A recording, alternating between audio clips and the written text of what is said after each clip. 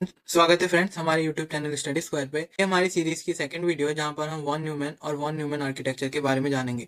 ये series basically BCA students के लिए बनाया जा रहा है, जहां पर हम BCA subject computer organisation and assembly language के हर टॉपिक्स को कवर करेंगे। तो चलिए शुरू करते हैं। तो बेसिकली हमारे पास पहला ही क्वेश्चन आता है कि वॉन न्यूमैन कौन है।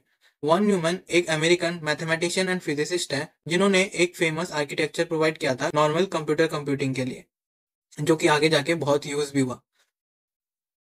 जैसे कि आप देख सकते हैं वॉन न्यूमैन आर्किटेक्चर जो कि जॉन वॉन न्यूमैन ने दिया था 1940s में, जिसका मेन काम क्या था, जनरल पर्पस कंप्यूटिंग। मतलब जनरल पर्पस कंप्यूटिंग के जो भी कंप्यूटर्स थे उनको बनाने के लिए एक आर्किटेक्चर दिया था, जो कि आगे जाके बहुत यूज हुआ। ये आर्किटेक्चर इसीलिए फेमस हुआ क्योंकि इसका की कॉन्सेप्ट था कि हम अपने कंप्यूटर की मेमोरी अलग अलग लोकेशन में स्टोर ना करके एक ही जगह स्टोर करें, जिससे क्या होगा, हमारी जो कंप्यूटिंग पावर है वो बूस्ट होगी। जैसे कि आप देख सकते हो उसके की कॉन्सेप्ट की बोथ इंस्ट्रक्शन एंड डेटा। यहाँ पे आप देखिए, बोथ इंस्ट्रक्शन मतलब जो करना है और जो डेटा से ऑपरेशंस करने हैं वो एक ही जगह पर हम स्टोर करें, जिससे क्या होगा, हम उसको जब रिट्रीव या सेव करेंगे कंप्यूटिंग के बाद, हमारा जो टाइम है वो बचेगा और हमारी जो स्पीड है कंप्यूटिंग की वो बूस्ट होगी। इसके कुछ फीचर्स हैं जो कि हर एक कंप्यूटर में आप देख सकते हो, क्योंकि आजकल के ज्यादातर कंप्यूटर इसी आर्किटेक्चर को फॉलो करते हैं। जैसे कि ये क्या करता है, इंस्ट्रक्शन को पहले फैच करता है, फिर उसको डिकोड करता है और फिर उसको एग्जीक्यूट करता है। मतलब जो काम उसको दे रहे हो पहले वो लेगा, उसको अंडरस्टैंड करेगा और फिर उस पर ऑपरेशन करने के बाद उसको एग्जीक्यूट करेगा। और ये वर्क करने के लिए इसके पास तीन कंपोनेंट्स है, जो कि है सीपीयू के, जो कि है control unit, arithmetical logical unit और रजिस्टर। कंट्रोल यूनिट क्या करता है, आपके इंस्ट्रक्शंस को कंट्रोल सिग्नल में कन्वर्ट करता है और उसके बाद एएलयू को भेजता है। फिर एएलयू उन कंट्रोल सिग्नल्स के बेसिस में अपने कैलकुलेशंस करता है और जो भी कैलकुलेशंस करता है वो रजिस्टर में वो सेव कर देता है।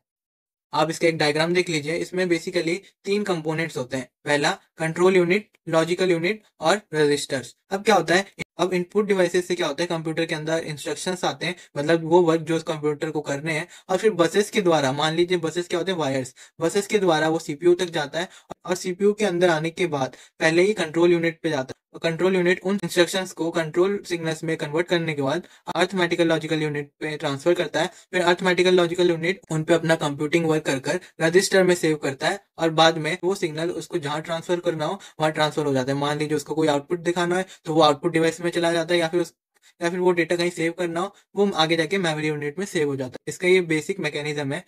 फिर आता है बस। जैसे कि अभी मैंने एक टर्म लिया था बस। बस क्या होता है, दो चीजों को जोड़े रखने का मीडियम होता है। जैसे वायर दो पॉइंट को जोड़ते हैं, वैसे ही बस हमारे सीपीयू में होते हैं, जो कि हमारी इंफॉर्मेशन को एक जगह से दूसरी जगह ट्रेवल कराते हैं। अब बॉटलनेक में क्या होता है, हमारा जो सीपीयू होता है वहां पे सिंगल बस होता है। अब मान लीजिए इस आर्किटेक्चर में क्या होता है, ये हमारा डेटाबेस है और ये हमारा सीपीयू है और इन दोनों के बीच में एक ही कनेक्शन है। अब जितनी भी अच्छी हमारी कंप्यूटिंग पावर क्यों ना हो, जितना भी हमारा एडवांस सीपीयू और महंगा क्यों ना हो, अगर आपके बीच में एक ही तार जुड़े हैं तो इंस्ट्रक्शंस आने और जाने का एक ही रूट है। तो एक रूट में अगर इंस्ट्रक्शन आ रहा है मतलब दूसरा एग्जीक्यूट करने के लिए इसको वेट करना पड़ेगा, जिससे क्या होता है, हमारा जो कंप्यूटिंग पावर है वो थोड़ा स्लो डाउन हो जाता है। इसी को हम वॉन न्यूमैन बॉटलनेक कहते हैं और यही इसकी लिमिटेशन है। जो कि सीपीयू और मेमोरी यूनिट में एक ही बस अवेलेबल है, तो क्या होता है, इंस्ट्रक्शंस होल्ड पे रहते हैं, एक पहुंचने के बाद दूसरा फिर ट्रांसफर होता है, जिससे क्या होता है, हमारी कंप्यूटिंग स्लो डाउन हो जाती है।